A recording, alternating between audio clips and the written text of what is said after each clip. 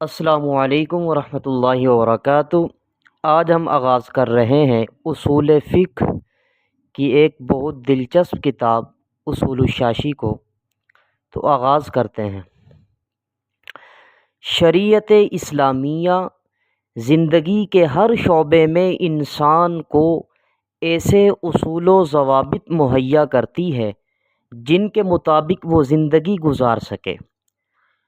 شریعت اسلامیہ کے ان احکام اور اصول و ضوابط کا اصل ماخذ قرآن اور حدیث نبوی صلی اللہ علیہ وسلم ہے، مگر قرآن و حدیث میں تمام مسائل کی جزئیات صراحتاً مذکور نہیں، نیز نئے پیش آنے والے مسائل کی تفصیلات بھی مذکور نہیں۔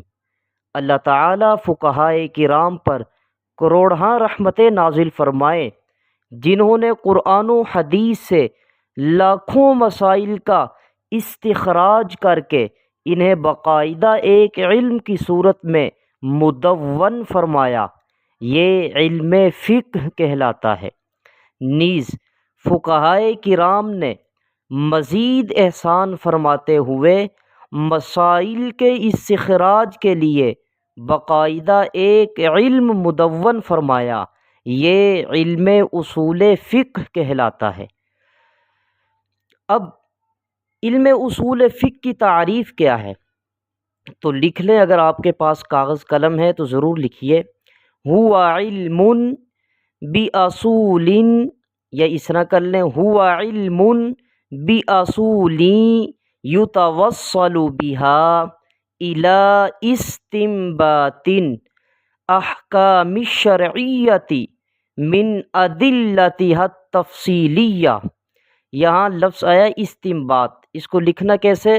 الف سین تا نون با الف تو کے بعد جو ضو آتا ہے۔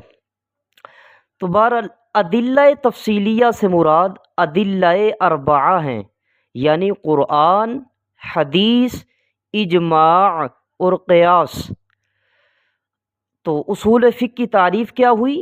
یعنی ایسے علم اصول فقہ ایسے قواعد و ضوابط کے جاننے کا نام ہے جن کے ذریعے ادلہ اربعہ سے احکام شرعیہ نکالنے کا طریقہ معلوم ہوتا ہے۔ تو خلاصہ کیا نکلا؟ ایسے قواعد اور ضوابط کا جاننا کہ جن کے ذریعے انسان ادلہ اربعہ سے، یعنی قرآن، حدیث، اجماع اور قیاس سے احکام شرعیہ نکالنے کا طریقہ معلوم کرے بھی۔ احکام شرعیہ یعنی شریعت کے احکام، ان چاروں سے بندہ نکالنے کا طریقہ معلوم کرے تو اس کو اصطلاح میں اس علم اصول فقہ کہتے ہیں۔ مثال کے طور پر اصول فقہ کا ضابطہ ہے الامر للوجوب۔ الامر للوجوب یعنی امر وجوب اور فرضیت کے لیے آتا ہے۔ اب قرآن میں آیا اعوذ باللہ من الشیطان الرجیم بسم اللہ الرحمن الرحیم اقیموا الصلاۃ وآتوا الزکاۃ۔ اب یہاں دیکھیں اقیموا اور آتو یہ صیغہ امر ہیں، اور امر وجوب اور فرضیت کے لیے آتا ہے، یعنی کسی چیز کو فرض کرنے کے لیے یا واجب کرنے کے لیے۔